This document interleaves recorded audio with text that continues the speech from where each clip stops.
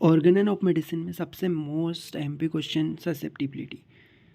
तो ससेप्टिबिलिटी को हम लाइन बाय लाइन डिटेल में डिस्कस करेंगे। Susceptibility can be term as a fundamental quality of living organism to react to any sort of stimuli that distinguishes the living from the non living. तो susceptibility को define कैसे किया है? Quality of living organism to react to any sort of stimuli, quality of organism to react to any sort of stimuli that distinguish the living from the non living, living को non living से differ करने के लिए या अलग करने के लिए जो हम रिएक्ट करते हैं किसी भी स्टिमुलाई के बेस पर, रिएक्शन टू एनी स्टिमुलाई, ठीक है, एनी सॉर्ट ऑफ स्टिमुलाई, ये क्या है? फंडामेंटल क्वालिटी है लिविंग ऑर्गेनिज्म की। स्टुअर्ट क्लास ने क्या बोला है? By susceptibility we mean general quality और capacity of living organism of receiving impression the power to react to stimuli. तो ससेप्टिबिलिटी को स्टुअर्ट क्लास ने बोला है कि जनरल क्वालिटी और capacity of living organism, general quality बोला है, कैपेसिटी बोला है, जनरल क्वालिटी और capacity of living organism of receiving impression the power to react to stimuli, ये याद रखना है। स्टुअर्ट क्लॉस ने बोला है power to react to stimuli, power to react to stimuli, और जनरल क्वालिटी बोला है capacity of living organism of receiving impression, general quality और capacity of living organism to receive impression the power to react to stimuli. H.A. Robert ने क्या बोला है? We may define susceptibility primary as a reaction of organism to external internal influence. तो external internal influence के लिए जो reaction होता है उसी को क्या बोला है उन्होंने? ससेप्टिबिलिटी। तो H.A. रॉबर्ट ने बोला है reaction of the organism to external internal influences, ठीक है। Susceptibility is one of the fundamental attribute of life. All the process like digestion, assimilation, nutrition, healing and repair, secretion, excretion, metabolism, catabolism, disease process, सब कुछ किस depend करता है? React to specific stimuli पे। Example, as soon as you look at your favorite fruit, saliva is secreted in your mouth. This is a reaction of your body to stimulus called food. जैसे यहाँ पे बताया कि food एक stimuli है तो आपके माउथ में सलाइवेशन होने लगता है उसको देखते ही।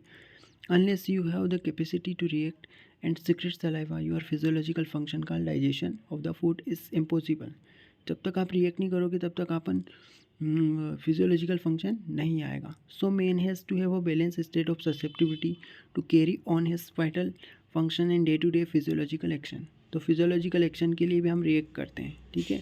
Susceptibility is responsible for the continuous existence of life in the world. We can understand the susceptibility when the living organism is in the environment and sign and symptoms of the best example of susceptibility of the organism to any noxious power. जब भी कोई noxious या harmful power आती है तो हम sign symptom देते हैं, ये भी हमारी susceptibility को बताता है। Depending upon the level of susceptibility, the living organism in the nature is adjusting itself to the surrounding environment. Hence, the aim of physician to maintain this normal susceptibility of organism and not to alter it or impair it. तो हमें क्या करना होगा? Treatment के दौरान इस susceptibility को normal level पे लाना होगा, ना तो इसको और यहाँ पे हम उसको, हमारा एम होना चाहिए कि नॉर्मल ससेप्टिबिलिटी बनी रहे, ठीक है, अल्टर नहीं करना है, ना ही इसमें इम्पेयरमेंट लाना है। तो ससेप्टिबिलिटी को हम स्टडी कैसे कर सकते हैं? Susceptibility in health, susceptibility in constitution, susceptibility in diathesis, susceptibility in disease, susceptibility and cure, ठीक है, susceptibility and influence of drug on it, susceptibility and posology and susceptibility and suppression. पहला है susceptibility in health. Health is a condition of person where he is perfectly balance his function even in the adverse environmental condition. तो adverse environmental condition में भी balance रहते हैं हमारे function, उसी को क्या कहते हैं? Health. An organism in perfect balance is considered as a health.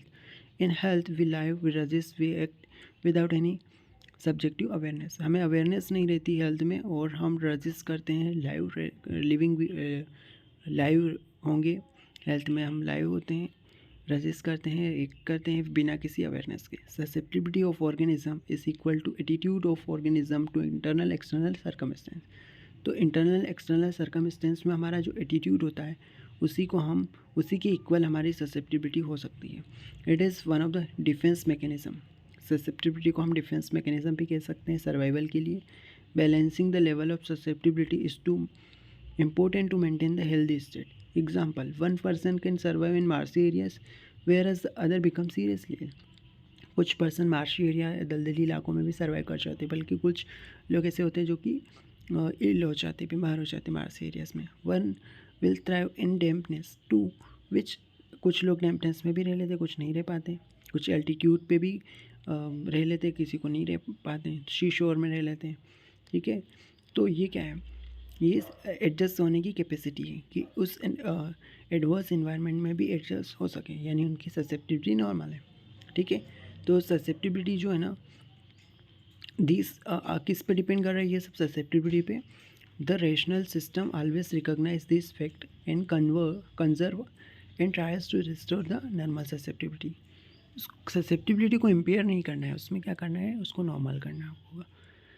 Susceptibility and constitution. Individual partially inherit susceptibility from his ancestors. देखो ससेप्टिबिलिटी कहाँ से आती है, पार्शियली एंसेस्टर से आती है, और पार्शियली कहाँ से आती है, लाइफ टाइम डेवलप होती है. Hence the constitution has a direct role in the level of susceptibility. क्योंकि कॉन्स्टिट्यूशन भी इनहेरिटेंस भी होता है और एक्वायर्ड भी होता है. तो ससेप्टिबिलिटी भी कहाँ से आती है, इनहेरिटेड एंसेस्टर से आ सकती है या डेवलप होगी life time. Susceptibility control the reaction to stimuli and resistance to infection. ठीक है, तो रिएक्शन टू स्टिमुलाई है और रेजिस्टेंस टू इन्फेक्शन है, उसको भी कंट्रोल करेगी susceptibility. It has a direct relation to maintenance of health. Disease is nothing but the symptom collection exhibited by the host as a reaction to any noxious agent. Disease क्या होती है, noxious agent में जो हम react करते हैं, mechanical, chemical, dynamic noxious agent जो होते हैं, उनके लिए हम जो रिएक्ट करते हैं उसी को क्या कहेंगे, ससेप्टिबिलिटी. और वो हमारा उसके जो सिम्टम आएंगे उनको disease. This nature and intensity of the symptom produce and directly depend upon the susceptibility of the host. तो ये किस पर डिपेंड करेगा कि कितनी इंटेंसिटी से सिम्टम आ रहा है, उनका नेचर क्या है, ये depend on the susceptibility of host. Constitution is always also genotype inheritance. तो कॉन्स्टिट्यूशन भी जैसे क्या होता है कि एक जीनोटाइपिक होता है, एक फिनोटाइपिक होता है. तो उसमें ability of organism to react to stimuli and resistance offer by the host. The exogenous and endogenous factor have a play to role in development of constitution. मैंने पहले बताया था कि कॉन्स्टिट्यूशन दो तरीके का होता है, एंडोजीनस, एक्सोजीनस. तो जो emotional, intellectual, physical attribute are better to determine the susceptibility. Hence constitutional type is determined by the susceptibility within. तो कॉन्स्टिट्यूशन को भी हम डिटरमाइन कर सकते हैं ससेप्टिबिलिटी से. ठीक है, तो constitutional type of person we can determine his susceptibility to certain level, कि जिस तरीके का कॉन्स्टिट्यूशन होगा उसकी वैसी ससेप्टिबिलिटी होगी. ठीक है, ससेप्टिबिलिटी एंड डायथेसिस. डायथेसिस किसको रिप्रेजेंट करता है, deviation in the nature of susceptibility. ठीक है, certain deviation in the nature of susceptibility को डिनोट करता है आपका डायथेसिस. द प्रीडिस्पोजिशन, क्योंकि डायथेसिस क्या है, प्रीडिस्पोजिशन है, somatotypes to development of certain disease led to discovery of doctrine of susceptibility, susceptible constitution and diathesis. तो डायथेसिस क्या है, प्रीडिस्पोजिशन है, किसी भी सोमेटो टाइप्स का क्या है, प्रीडिस्पोजिशन है. ठीक है, this concept can be use successfully in the preventive medicine. क्योंकि अपन को पता चल जाए कि इसको प्रीडिस्पोज है ये सर्टेन टाइप ऑफ डिसीज़ के लिए, तो हम उसको प्रिवेंट भी कर सकते हैं. But this concept is not fully understood in his pathogenic sphere. Hence the uses of this concept in predicting and preventing the development of disease in predisposed individual is not fully reliable. In homeopathic practice, the individuality of a patient is difficult both in application part and evaluation. The detailed study of psychosomatic study of the diathesis of different miasmatic state simplify this process a bit. तो क्या है कि ये जो predict करना और prevent करना ताकि डेवलप ही ना हो डिसीज़, क्योंकि हमें क्या पता चल जाए, अगर हमें प्रीडिस्पोज फैक्टर पता चल जाए यानी उसका डायथेसिस पता चल जाए, तो हम उस इंडिविजुअल को प्रिवेंट भी कर सकते हैं. ठीक है, susceptibility and disease. Adjustment of organism to adverse environmental state. Adverse environmental state में एडजस्टमेंट कर पाना, तो उसको क्या कहेंगे, नॉर्मल ससेप्टिबिलिटी. अगर नॉर्मल लेवल ऑफ ससेप्टिबिलिटी जो है वो हमारी नॉर्मल हेल्थ के लिए हेल्थ स्टेट को मेंटेन करके रखता है. बट जब हम प्रोलॉन्ग एक्सपोजर होता है, एडवर्स इन्वायरमेंटल इफेक्ट पड़ते हैं, तो हमारी ससेप्टिबिलिटी क्या हो जाएगी, अल्टर हो जाएगी. एडवर्स इफेक्ट जो होते हैं वो किस प्रकार के होते हैं, mechanical, chemical, dynamic.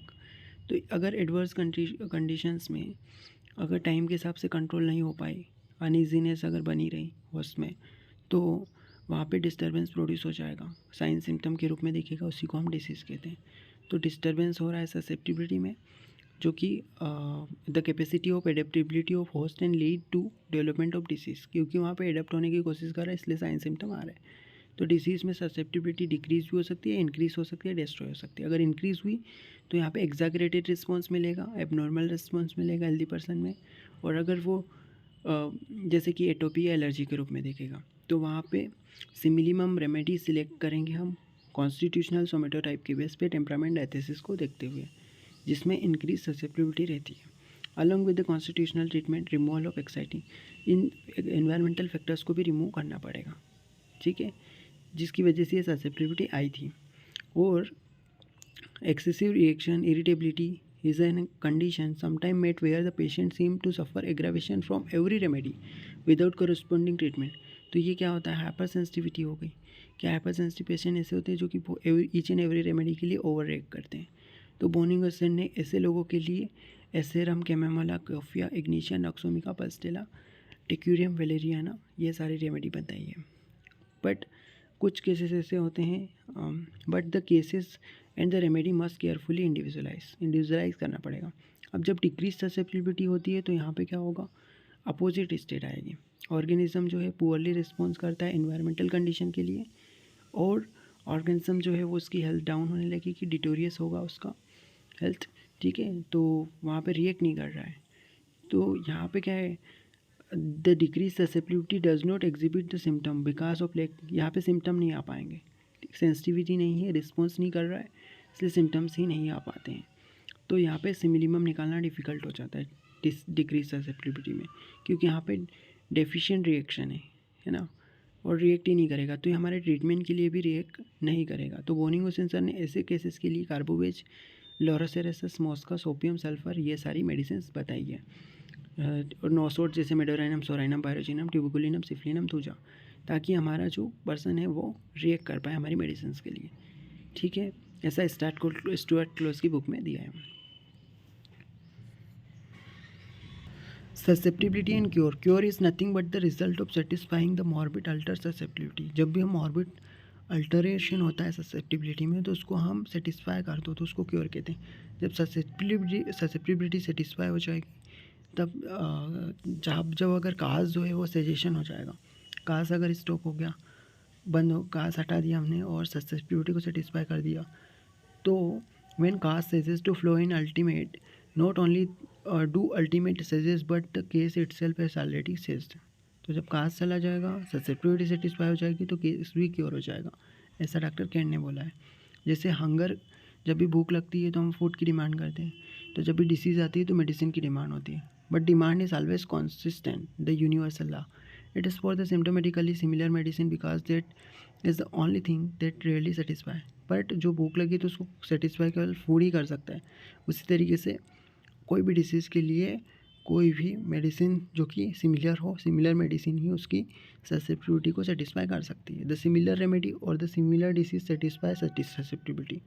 Similar remedy से सिमिलर डिसीज़ प्रोड्यूस करवाएंगे, वही हमारी ससेप्टिबिलिटी को सेटिस्फाई करेगा, वही हमारी इम्यूनिटी को स्टेबलाइज करेगा, according to doctor H.A. Robert, ठीक है। जब भी होम्योपैथिक सिलेक्टेड रेमेडी दी जाती है सिक पर्सन को, तो वहाँ पे सिम्टम्स डिसअपियर हो जाते हैं और ससेप्टिबिलिटी क्या होने लगेगी, सेटिस्फाई होगी, तब हमारा वो रेमेडी क्यूरेटिव होगी, ठीक है। तो स्टुअर्ट क्लोज ने बोला है, the kind and degree of reaction to medicine depend upon the degree of susceptibility. तो हम किस तरीके से रिएक्ट कर रहे हैं मेडिसिन के लिए, वो हमारे ससेप्टिबिलिटी पे डिपेंड करेगा।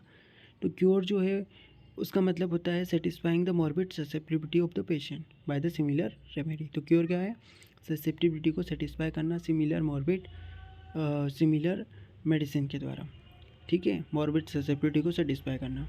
एक्सपर्ट होम्योपैथ जो होता है वो सेटिस्फाई कर देता है ससेप्टिबिलिटी को और पेशेंट को क्योर कर देगा सिमिलर रेमेडी देके, ठीक है। बट द बगलर, जो बगलर होगा वो क्या करेगा, लेस मोर और लेस रेमेडी देगा, बार बार देगा, और उससे ससेप्टिबिलिटी सेटिस्फाई नहीं होगी, ठीक है। और जैसे क्या करेंगे, कुछ लोग ऐसे होते हैं डायरिया, प्रोफेसवेट, ये सब चीज़ें आने लगेंगे रॉन्ग मेडिकेशन की वजह से। Susceptibility and drug and remedies. Drug क्या होता है, drug are the substance which have the capacity to alter the state of healthy individual. तो ड्रग में ये कैपेसिटी रहती है कि हेल्दी इंडिविजुअल की हेल्थ को अल्टर कर सकेगा।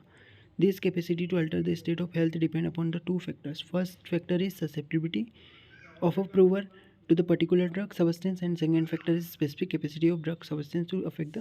देखो एक तो क्या हुआ, दो फैक्टर पे डिपेंड करता है ड्रग। एक तो ड्रग की पावर जो कि पर्टिकुलर ड्रग सबस्टेंस में एक पावर होती है जो कि ससेप्टिबिलिटी को बदलेगा, और सेकंड क्या है, ड्रग सबस्टेंस की एक तो उस पर्सन की ससेप्टिबिलिटी, ठीक है, प्रूवर की ससेप्टिबिलिटी, और दूसरा ड्रग की पावर, ठीक है, जो कि हेल्थ को अल्टर करेगा। तो ये दोनों फैक्टर जो है वो ड्रग टू ड्रग वेरी करते हैं, अलग अलग होते हैं, इंडिविजुअल टू इंडिविजुअल अलग अलग होते हैं, क्योंकि हर इंडिविजुअल की ससेप्टिबिलिटी अलग अलग है और हर ड्रग का भी पावर अलग अलग है, ठीक है। तो इस पे डिपेंड करता है ड्रग। तो जब भी when we prove a remedy the array of symptoms that follow represent the reaction of susceptible organism to specific drug stimulation administer. Hence while proving the drug we prove this substance on both sexes. इसीलिए हम क्या करते हैं, जब proving करते हैं तो both sexes पे प्रूव करते हैं, वेरियस कंडीशंस पे प्रूव करते हैं और ऑल एज ग्रुप पे प्रूविंग करते हैं, तभी हमें ड्रग पिक्चर मिल पाती है। This is by studying the action of same drug on different individual. इसलिए हम एक ही ड्रग की डिफरेंट इंडिविजुअल में स्टडी करते हैं डिफरेंट लेवल ऑफ ससेप्टिबिलिटी की वजह से, क्योंकि सबकी ससेप्टिबिलिटी अलग अलग होती है। तो action of drug on the patient differ from the healthy person and even varies from individual patient to individual. Susceptibility and posology. Doctrine of posology always resolve around the degree of susceptibility of the patient. Several fact जैसे general ऐसा कहा जाता है कि higher the susceptibility higher will be the potency, lower the susceptibility lower will be potency. तो पोस्टोलॉजी में कहा जाता है कि अगर ससेप्टिबिलिटी ज़्यादा है तो हायर पोटेंसी दी जानी चाहिए और लोअर है तो लोअर पोटेंसी देना है। ससेप्टिबिलिटी एंड सप्रेशन क्या होता है, susceptibility can not be destroy, हम डिस्ट्रॉय नहीं कर सकते कभी ससेप्टिबिलिटी को, but it can be modify, उसको मॉडिफाई कर सकते हैं। जब भी कोई नॉक्सियस एजेंट आता है या मेडिसिन, जो भी नॉक्सियस एजेंट है या मेडिसिन देते हैं तो ससेप्टिबिलिटी मॉडिफाई होती है, बट कभी भी ये डिस्ट्रॉय नहीं होती। क्यूरेटिव होम्योपैथिक रेमेडी दी जाएगी तो वो सेटिस्फाई कर देगी उसको, और इसकी वजह से सारे सिम्टम डिसअपियर हो जाएंगे। अगर हमने सप्रेस कर दी उसको तो वहाँ पे अनदर चैनल में एनर्जी फ्लो होने लगेगी, तो वहाँ पे हेरिंग्स ला के अपोजिट जाने लगेंगे सिम्टम्स, ठीक है। जैसे अगर एक्जिमा को सप्रेस कर दिया जाता है तो उसकी वजह से डिसीज़ की डायरेक्शन का जो फ्लो है वो अल्टर हो जाएगा और अस्थमा हो जाएगा। अगर फाउल स्वेट को सप्रेस कर दिया जाता है तो हेडेक आने लगता है, न्यूरल्जिक हेडेक। अगर पसीने को सप्रेस किया जाता है, फुट स्वेट को या फाउल स्वेट जो होता है उसको सप्रेस करने से हेडेक आता है। ल्यूकोरिया को और सप्रेस किया जाता है तो वहाँ पे एब्डोमेन क्रैम्प डेवलप हो जाते हैं, आर्थराइटिस डेवलप हो जाता है। तो ये सब क्या है, ट्रीटमेंट अगर गलत ट्रीटमेंट दिया है, ससेप्टिबिलिटी को सप्रेस कर रहे हैं तो उससे ये हो रहा है, तो सप्रेसिव ट्रीटमेंट का पता है। कॉन्स्टिट्यूशनल ट्रीटमेंट दिया जाना चाहिए तभी ससेप्टिबिलिटी सेटिस्फाई हो पाएगी, और इसलिए फिजिशियन को हमेशा ट्राई करना चाहिए कि कोई सिमिलर रेमेडी ढूंढ ले। Emotional side of disease tries to find out the cause, actual cause क्या है उसके बेस पे प्रिस्क्राइब करना चाहिए, ठीक है। तो susceptibility and reaction are the fundamental characteristic of organism. Preservation of normal level of susceptibility is very much essential for maintenance of health. अगर हेल्थ को मेंटेन करना है तो आपको प्रिजर्व करके रखना पड़ेगा ससेप्टिबिलिटी को। जो भी रेशनल सिस्टम है वो हमेशा उसका एम क्या होता है, नॉर्मल ससेप्टिबिलिटी को बेक करना, वापस लाना, क्योंकि जो अल्टर ससेप्टिबिलिटी है उसको नॉर्मल करना ही क्योर होता है।